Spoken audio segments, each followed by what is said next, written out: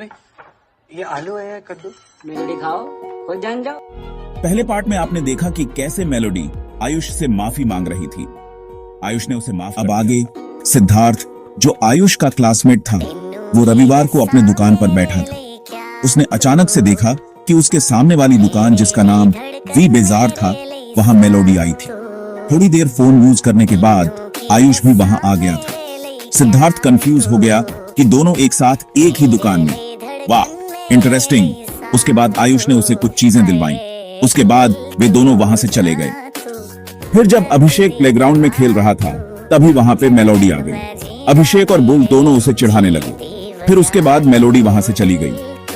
उसके अगले दिन जब हम स्कूल गए तो हमें कुछ दिलचस्प पता चला। आज 17 फरवरी को मेलोडी का जन्मदिन था और कल आयुष उसे जन्मदिन का तोहफा दे रहा था। और आज आयुष और मेलोडी दोनों स्कूल भी नहीं आए। इससे पता चलता है कि आयुष अभी भी मेलोडी से प्यार करता है। हमारे मन में एक बात समझ नहीं आ रही थी, आयुष उसे इंस्टाग्राम पर बात करता है या नहीं, और फिर पीहू का क्या। हमें पता नहीं चल रहा है कि आयुष की प्रेमिका कौन है। कभी लगता है मेलोडी और कभी लगता है पीहू। कुछ दिन बाद आयुष और मेलोडी दोनों एक साथ स्कूल आए। तब मेरा एक क्लासमेट, जिसका नाम तोता था, उसने आयुष से पूछा कि आयुष इतने दिन कहाँ थे। तो आयुष ने कहा कि सर का बाराती गए थे। और जिस टीचर के बारे में आयुष ने बोला था, उस टीचर ने खुद आयुष को दुकान में देखा था। तो सिद्धार्थ ने यह बात टीचर को बता दी। फिर टीचर ने उसकी अच्छी से क्लास ली और ऐसे क्लास ली कि पूरे क्लास हंसने लगे। फिर आयुष ने बहाना बनाकर घर चला गया।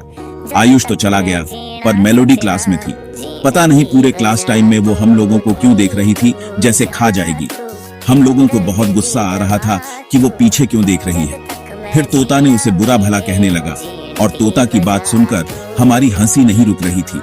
फिर स्कूल के बाद मेलोडी ने आयुष से इंस्टाग्राम पर पूछा कि तुम स्कूल से चले क्यों गए। तो फिर आयुष ने बोला, टीचर ने मेरी बहुत बेइज्जती की थी, मुझे अच्छा नहीं लगा। तो मेलोडी ने आयुष से पूछा कि तुमने टीचर के बारे में बोला था